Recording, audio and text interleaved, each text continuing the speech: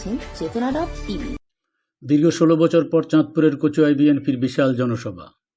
দীর্ঘ 16 বছর পর চাঁদপুরের কচুয়ায় বিএনপির উদ্যোগে বিশাল জনসভা অনুষ্ঠিত হয়েছে।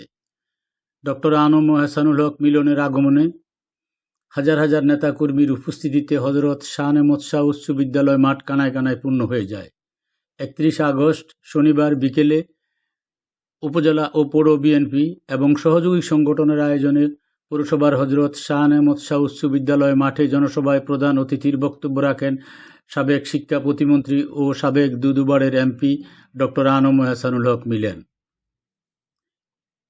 এ সময় ডক্টর মিলন বলেন, আওয়ামী লীগ সরকারের আমলে সারা দেশের ন্যায় কচুয়ায় ব্যাপক চাঁদাবাজি ও মিথ্যা মামলা দিয়ে বিএনপির হাজার হাজার নেতাকর্মীকে হয়রানি করে ঘরছাড়া করা হয়েছে।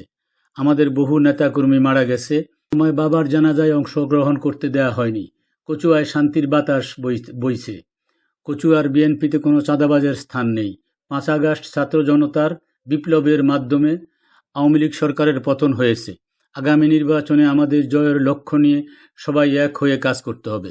বিশেষ অতিথির বক্তব্য রাখেন বিএনপির কেন্দ্রীয় কমিটির নির্বাহী সদস্য নাজমুন নাহার ভেবি, জাতীয়তাবাদী ওলামা দলের কেন্দ্রীয় কমিটির সদস্য সচিব অ্যাডভোকেট মাওলানা আবুল হোসেন, উপজেলা বিএনপির সভাপতি খায়রুল আবিদিন স্বপনের সভাপতিত্বে ও সাধারণ সম্পাদক জাহাঙ্গীর আলম ফারুকী এবং পৌর বিএনপির সাধারণ সম্পাদক আলমগীর হোসেন সেলিম পাটোয়ারির যৌথ পরিচালনায় অনুষ্ঠানে বক্তব্য রাখেন বিএনপির সহসভাপতি আব্দুল ওয়াদুদ, আব্দুল আজিজ মাস্টার, আমিনুল ইসলাম মালেক, জেলা বিএনপির সাবেক সাধারণ সম্পাদক শাহজালাল প্রধান, যুগ্ম সাধারণ সম্পাদক সারফিন হোসাইন, নওশের আলম, মাসুদ এলাহি সুভাষ, দপ্তর সম্পাদক শরীফ শাহজি, পৌরসভার কাউন্সিলর আব্দুল মান্নান, পৌর বিএনপির সভাপতি বিল্লাল হোসেন মজুমদার, সাংগঠনিক সম্পাদক জাহাঙ্গীর আলম, উপজেলা যুবদলের সভাপতি আব্দুল সালাম শান্ত, সাধারণ সম্পাদক হাবিবুন্নবী সুমন, ছাত্রদলের সভাপতি ইসমাইল হোসেন আবেগ, সাধারণ সম্পাদক সাইফুল ইসলাম পাটোয়ারি,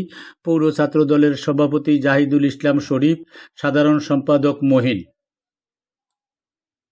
এ সময় বিএনপি ও অঙ্গ সংগঠনের বিপুল সংখ্যক নেতাকর্মী সমর্থক জনসভায় অংশগ্রহণ করেন।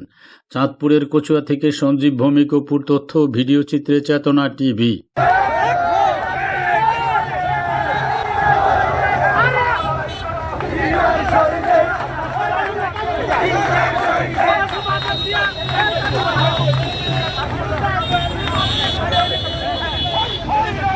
Second